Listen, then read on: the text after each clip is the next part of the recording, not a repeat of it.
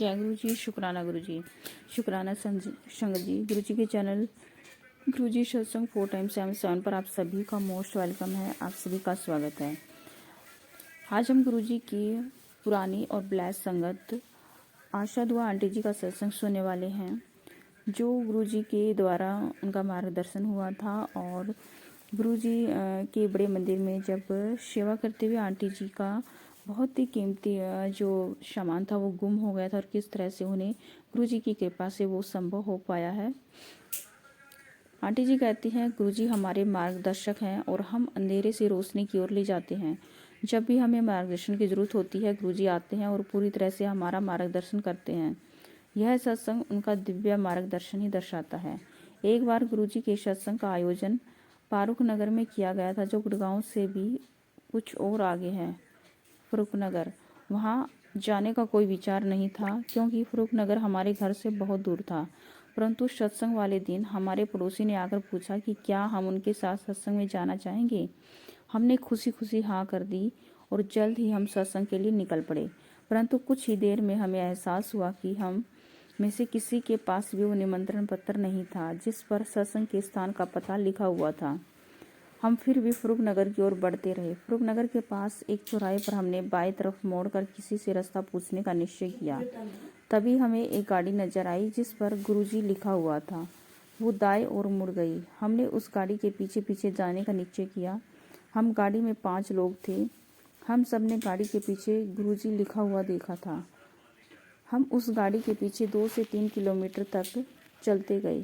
जब हम उस गाड़ी के थोड़ी पास पहुंचे तो हमने देखा कि गाड़ी पर गुरुजी नहीं बल्कि पंडित जी लिखा हुआ था। पर तब तक उस गाड़ी ने हमें सत्संग के स्थान के निकट पहुंचा दिया था।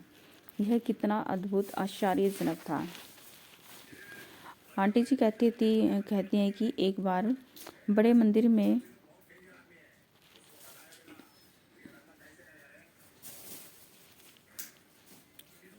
आंटी जी कहती है कि एक बार मैंने बड़े मंदिर में देखा कि मेरे कान की बाली का पीछे का पेच गुम हो गया था। मैं मंदिर के बेसमेंट में थी और उसे वहां ढूंढने लगी।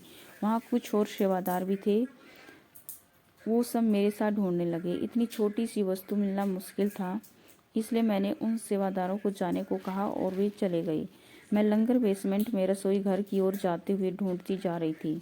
जैसे ही मैं रसोई घर के पास पहुंची, एक महिला भगत ने मुझसे पूछा, क्या ढूंढ रही थी। मैंने जब उसे बताया कि मेरी बाली की इतनी छोटी सी बाली गुम हो गई है, तो उसने बोला कि इतनी छोटी सी वस्तु का मिलना समझो असंभव ही था। जैसे ही मैं मुड़कर रसोई से बाहर जाने लगी, उस महिला की निगाह कुछ चमकीली वस्तु पर पड़ी। मैंने देखा कि मेरी बाली के पीछे का हिस्सा था। वास्तव में मंदिर के इतने बड़े क्षेत्र में इतनी छोटी सी वस्तु मिलना असंभव थी, पर गुरुजी की कृपा तो असंभव को संभव कर सकती है। ऐसा ही कुछ मेरे कार्यालय में भी हुआ।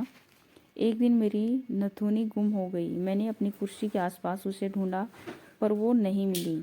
मैंने एक चपरासी से पूछा तो वह बोला कि मैंने पिछले दिन से नथुनी नहीं पहनी हुई थी। वो नथुनी 2 दिनों से गुम थी। वो कहाँ गिरी थी, अब यह तय कर पाना असंभव था। मैंने उसे ढूंढना छोड़ दिया। अगले दिन घर पर मेरी काम वाली नहीं आई, इसलिए मैं खुद सफाई कर रही थी। तभी 2 दिनों के बाद मुझे वह नथुनी दिखाई दी। उसकी कुंडी अभी भी नहीं मिली थी, पर उससे इतना फर्क नहीं पड़ता था। नथुनी गुम हो जाने से मैं चिंतित थी, क्योंकि वह बुरा शगुन माना जाता है। फिर जब मैं नहाने गई तो स्नान घर में पाँव के मैट के पास एक चमकीली वस्तु पर मेरी निगाह पड़ी। वो मेरी नथुनी की कुंडी थी। कुछ लोग इन सब घटनाओं को संयोग कह सकते हैं, पर मैं जानती हूँ कि यह सब संयोग नहीं है। ये सब मेरे गुरुजी की मेहर और कृपा है। गुरुजी ने हमें इतना दिया है, उसे शब्दों में व्यक्त कर पाना असंभव है। इन सब का सार यही है कि आज मेरा पूरा जीवन गुरुजी के आशीर्वाद से परिपूर्ण है।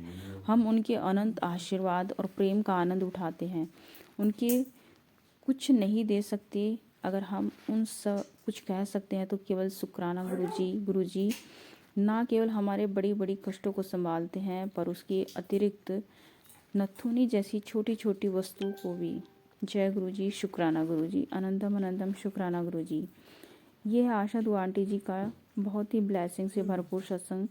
सत्संग को पूरा सुनिए, भक्ति भाव से सुनिए, पूर्ण श्रद्धा से सुनिए और अपनी संगत परिवार के साथ ज़रूर शेयर कीजिए।